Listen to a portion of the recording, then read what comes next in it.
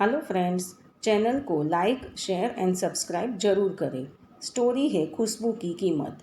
सालों पहले एक भिखारी भूख से तड़प रहा था। अपनी भूख मिटाने के लिए आते जाते लोगों से खाने के लिए कुछ मांग रहा था। तभी उसे किसी व्यक्ति ने रोटी दी। अब भिखारी रोटी के साथ सब्जी भी मिल जाए तो अच्छा होगा, ऐसा सोचकर आसपास ढूंढने लगता है। तो तभी उसे एक पंडाल दिखता है।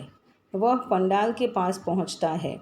पंडाल के मालिक से थोड़ी सब्जी मांगता है, मगर भिखारी को देखते ही गुस्से से पंडाल का मालिक आग बबूला हो जाता है।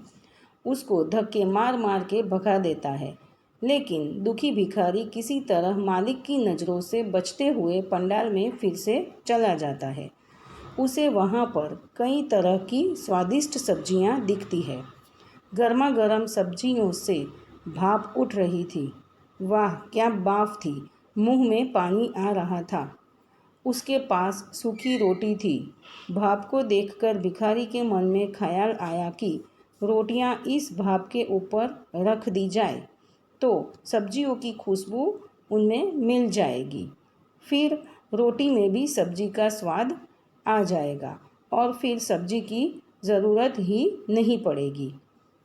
यह सोचते हुए भिखारी रोटी के ऊपर सब्जी डालने की बजाय उन्हें सब्जी से निकलने वाली भाप के ऊपर रख देता है। तभी वहाँ पर अचानक पंडाल का मालिक आ जाता है और भिखारी को सब्जी चोरी करने के लिए पकड़ लेता है। भिखारी उसे बहुत बार बोलता है, मैंने चोरी नहीं करी, मैंने सब्जी को हाथ भी नहीं लगाया, मैं सिर्फ सब्जी की खुशबू ले रहा था। पर पंडाल के मालिक ने उसकी एक भी बात नहीं सुनी।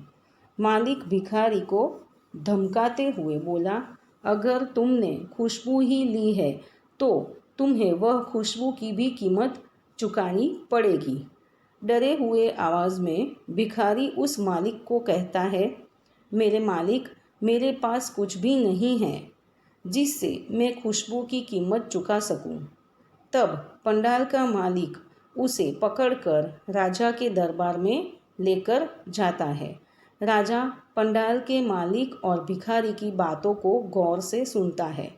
दोनों की बातों को सुनने के बाद राजा कुछ देर सोचकर पंडाल के मालिक से कहता है कि तुम्हें अपने सब्जी की खुशबू के बदले में पैसे चाहिए।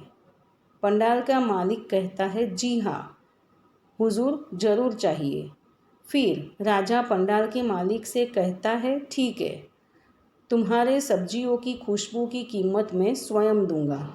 यह सुनते ही पंडाल का मालिक बहुत खुश हो जाता है।